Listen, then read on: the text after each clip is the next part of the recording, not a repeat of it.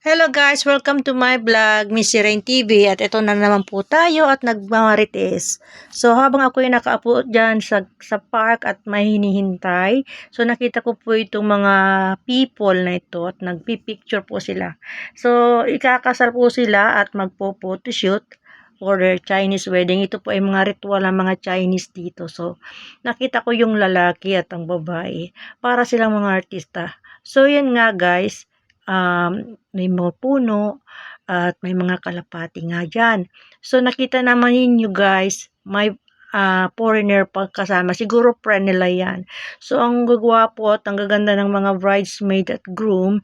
So yan na nga guys, para silang mga artista talaga. So hindi ko talaga napigilan na bigyan sila ng kunan sila ng video. At lumapit nga po yung mga kawan ng mga kalapati at ito nga sila guys, 'di ba? Ang gaganda. Saka ang cute ng mga kalapati. So yan nga po guys.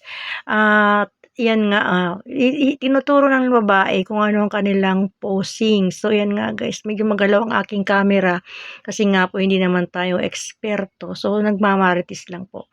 So yan nga guys, nakakatuwang pagmasdan.